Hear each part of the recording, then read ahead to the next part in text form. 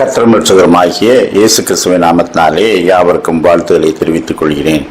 இந்த லெந்து காலங்களிலும் நாம் தேவகுமாரனின் அடிப்படை சத்தியங்களை தியானித்து வருகின்றோம். பாவம் என்றால் என்ன, பாவத்துக்கு பரிகாரம் என்ன, மனம் திரும்ப வேண்டிய அவசியம் என்ன, மனம் திரும்புவதனால் கிடைக்கும் பலன்கள் என்ன, இப்படி அடிப்படை சத்தியங்கள் சிலவற்றை தியானித்தோம். இந்த நாள் முதல் இயேசு கிறிஸ்துவின் உபதேசங்கள் சிலவற்றை நாம் தியானிப்போம். இந்த நாளில் உட்புறத்தை சுத்தமாக்கு. லூக்கா 11ஆம் அதிகாரம் 39-40, மத்தேயு 23-25. கர்த்தர் அவனை நோக்கி, பரிசேயராகிய நீங்கள் போஜன பாத்திரங்களின் வெளிப்புறத்தை சுத்தமாக்குகிறீர்கள், உங்கள் உள்ளமோ கொள்ளையினாலும் பொல்லாப்பினாலும் நிறைந்திருக்கிறது. மதிகேடரே, வெளிப்புறத்தை உண்டாக்கினவர் உட்புறத்தையும் உண்டாக்கவில்லையா? ஆண்டவராகிய இயேசு கிறிஸ்து இந்த வார்த்தைகளை ஒரு உவமையை போலவும் ஒரு உபதேசத்தை போலவும் சொல்லுகின்றார். பாத்திரங்களை குறித்து பேசுகின்றார். அதன் வெளிப்புறம் உட்புறம். வெளிப்புறத்தை சுத்தமாக்குகிறீர்கள், உட்புறமோ என்று ஆரம்பித்து உங்கள் உள்ளமோ கொள்ளையினாலும் அநீதத்தினாலும் நிறைந்திருக்கிறது என்று சொல்லுகின்றார். அவர்கள் பாத்திரங்களை கழுவுகின்ற முறையை பார்த்துவிட்டு அதை கொண்டு அவருடைய உள்ளத்தை குறித்து பேசுகின்றார். ஒவ்வொரு மனுஷனுக்கும் வெளிப்புறம் என்றும் உட்புறம் என்றும் 2 பகுதிகள் இருக்கிறது. வெளிப்புறம் எல்லாருக்கும் தெரிந்தது. என்னுடைய தோட்டம், கல்வி, வேலை, குடும்பம், வசிக்கும் இடம், ஊர் எல்லாமே எல்லாருக்கும் தெரியும். இது வெளிப்புறம். நான் எவ்விதமாக ஆடை அணிவேன், எவ்விதமாக நடந்து கொள்வேன், இவற்றை கூட கிட்டத்தில் இருப்பவர்கள் அறிந்து கொள்வார்கள்.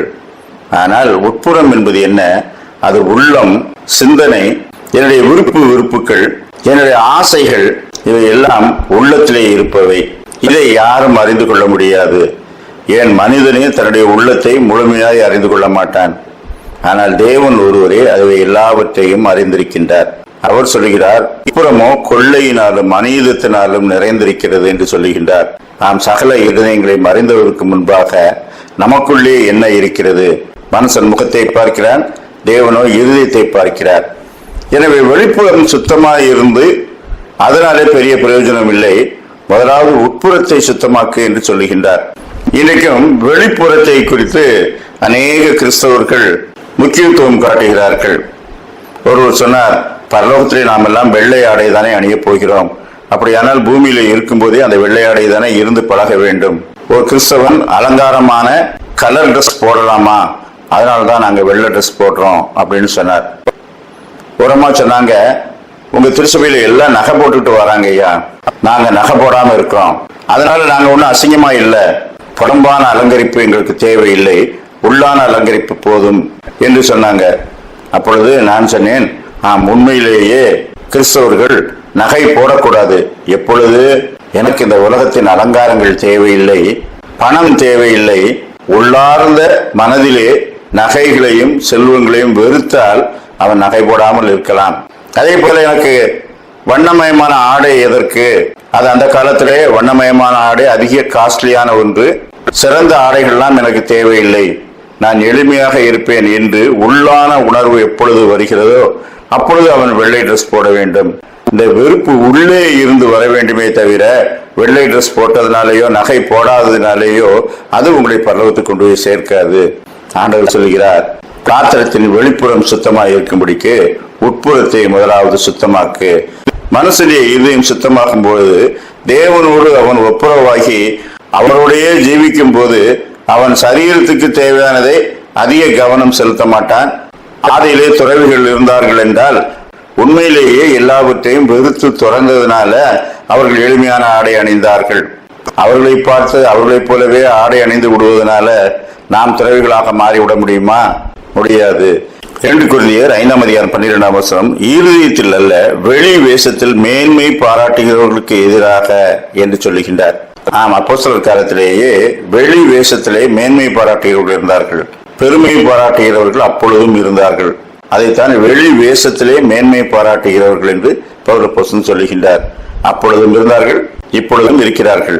மற்றொன்று, வெளியரங்கமான ஆராதனை முறைகளினாலே மேன்மை பாராட்டுகிறவர்கள் இருக்கிறார்கள். எங்கள் திருச்சபையிலே நீங்கள் வந்தால் அது லைவா இருக்கும்.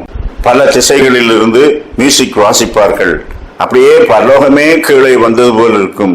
எங்கள் ஆராதனை முறையிலே ஆண்டவரே இறங்குவார், இறங்கிவிட்டு போய்விடுவார். ஆனால் தேவகுமாரன் சொல்கிறாரே, என்றென்றைக்கும் உங்களோடு இருக்கும்படிக்கு பரிசுத்த ஆவியாகிய தேற்றரவாளன் அவர் சகல சத்தியத்துக்குள்ளும் உங்களை நடத்துவார். அவர் உங்களுக்குள்ளே வாசம் பண்ணுவதனால நீங்கள் அவரை அறிவீர்கள். தேவகுமாரன் சொன்ன பரிசுத்த ஆவியானவர் எல்லாம் உள்ளான மனுஷனுக்குள்ளே வாசம் பண்ணி அவனை செம்மையான பாதையில் நடத்துகிறவராக இருக்கிறாரே.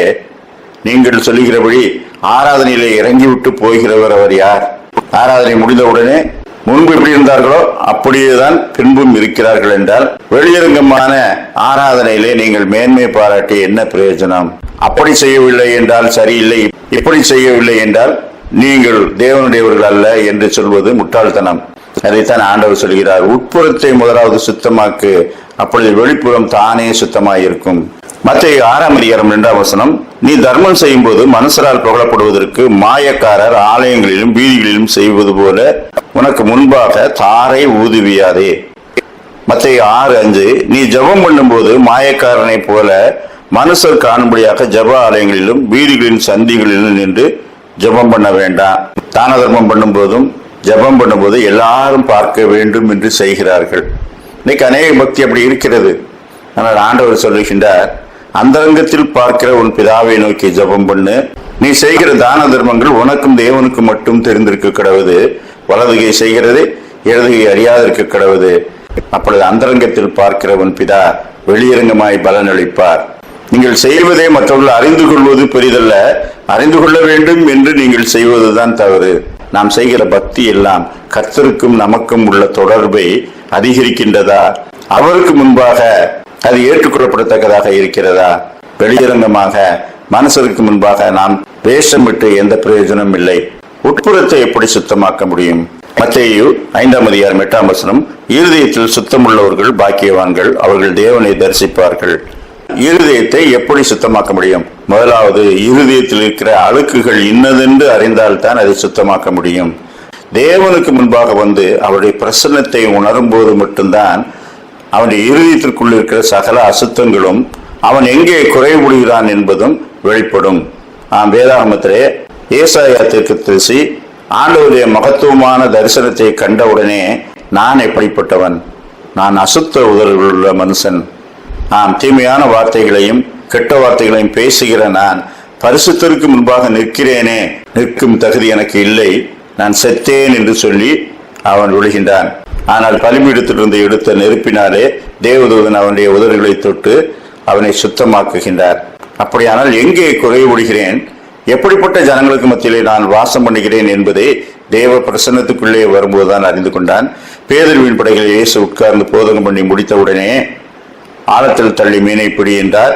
மீனை பிடித்தவுடனே இயேசுவின் பாதத்திலே விழுந்து, நான் பாவியாகிய மனுஷன், நீர் என்னை விட்டு போக வேண்டும் என்றான். இது ஆசீர்வதிக்கிறவர் யார் என்று அவரை நோக்கி பார்த்தான்.